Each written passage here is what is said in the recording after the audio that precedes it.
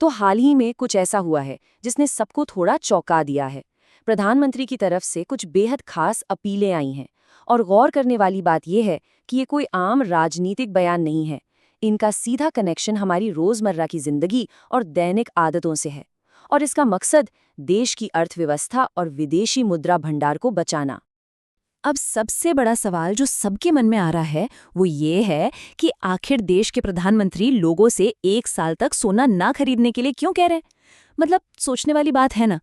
कैसे एक व्यक्तिगत फैसला जैसे कि सोने की अंगूठी ना खरीदना या कार का इस्तेमाल कम करना पूरे देश की इतनी बड़ी आर्थिक समस्याओं को सुलझा सकता है। चलिए इस पूरे गणित को अच्छे से डिकोड करते हैं। सबसे पहले तो ये साफ कर लेते हैं कि आखिर किन 5 बड़े बदलावों की बात हो रही है। नंबर 1 साल तक सोना बिल्कुल ना खरीदना।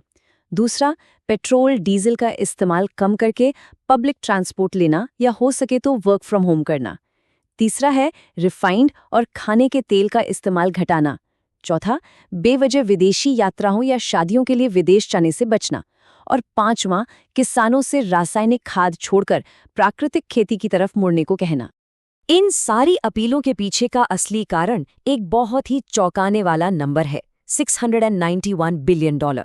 अप्रैल के महीने में भारत का विदेशी मुद्रा भंडार, जिसे हम फॉरेक्स रिजर्व भी कहते हैं, गिरकर $691 अरब पर आ गया है।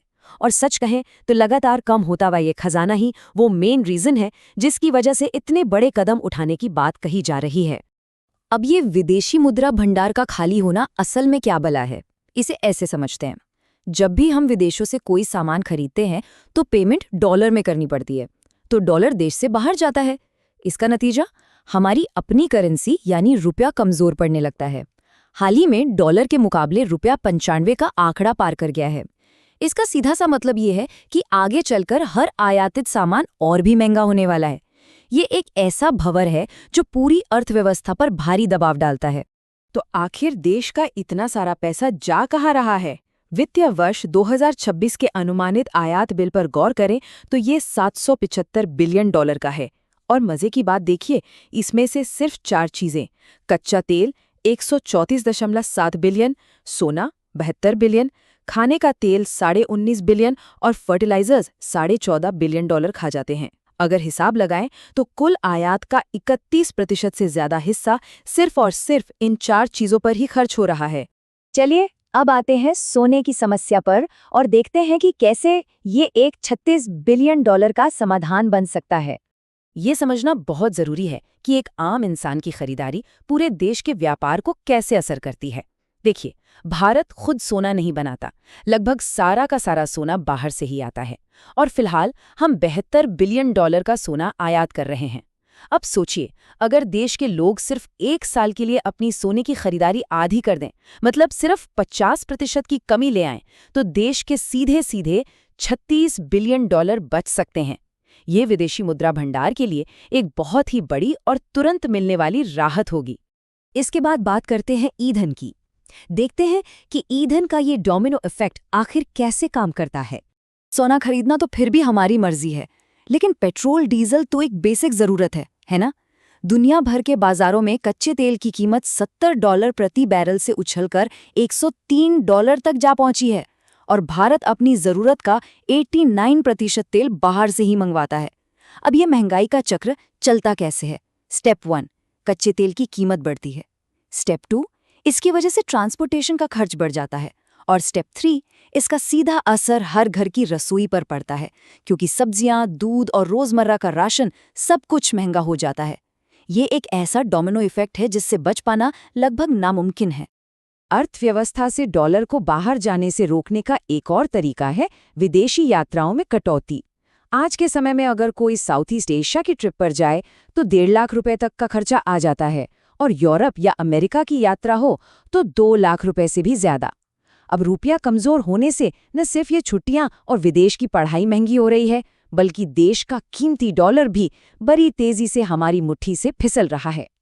और आखिरी 2 अपीलें जुड़ी हैं खाने के तेल और रासायनिक खाद से। हमारे देश में पाम ऑयल और सूरजमुखी के तेल जैसी चीजें भारी मात्रा में आयात होती हैं। यही नहीं, खेती के लिए DAP और यूरिया जैसी खाद भी खाड़ी देशों से मंगवानी पड़ती है।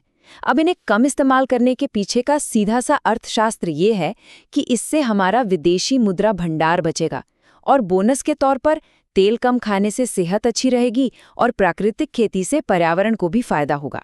लेकिन अब आते हैं असल मुद्दे पर, जमीनी हकीकत। ये आर्थिक गणित हमारी दैनिक जिंदगी से कैसे टकराता है, आइए देखते हैं। जब हम इन बड़े बड़े आर्थिक आइडियाज़ को ज़मीन पर उतारने की बात करते हैं तो कई सारी चुनौतियां सामने खड़ी हो जाती हैं। जैसे ज्वेलरी इंडस्ट्री की तरफ से एक बहुत ही गहरी चिंता जताई गई है। उनका कहना है कि लाखों लोग बेरोजगार हो सकते हैं। अप्रैल, मई और जून शादियों का मौसम होता है और हम पूरी तरह से इसी पर निर्भर हैं। हमारे देश में सोने का सांस्कृतिक महत्व बहुत ज़्यादा है। ऐसे में अचानक एक साल तक सोने की बिक्री रुकने से छोटे सुनारों और कारीगरों की रोजी रोटी पर सच में एक बहुत बड़ा संकट आ सकता है। और सिर्फ सोना ही नहीं, ईंधन बचाने के मुद्दे पर भी पब्लिक के बीच एक बहस छिड़ गई है।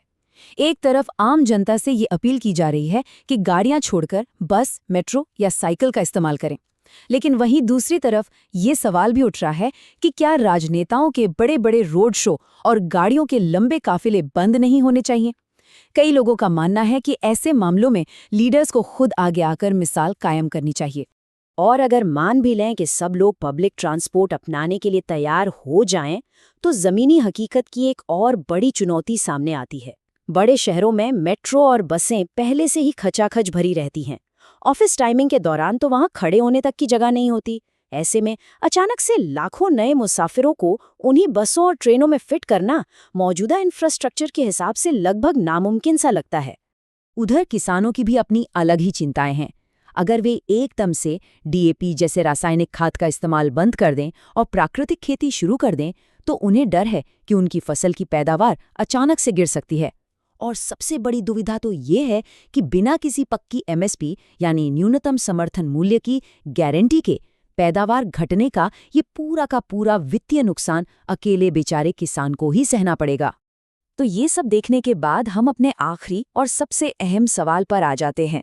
हमने बड़े बड़े आर्थिक आंकड़े भी देखे और जमीन पर क्या चल रहा है वो भी समझा, लेकिन सोचने वाली बात यह है कि क्या सच में इतने बड़े अंतर्राष्ट्रीय स्तर के आर्थिक संकट को सिर्फ व्यक्तिगत जीवन शैली में बदलाव लाकर पूरी तरह से सुलझाया जा सकता है? क्या हम इतने विशाल ग्लोबल प्रेशर को अपने रोजमर्रा के छोटे छोटे बदलावों से बैलेंस कर पाएंगे? ये एक ऐसा सवाल है जो सच में ये सोचने पर मजबूर कर देता है कि आखिर हमारी अर्थव्यवस्था काम कैसे करती है। इस एक्सप्लेनर में हमारे साथ जुड़ने के लिए बहुत बहुत धन्यवाद।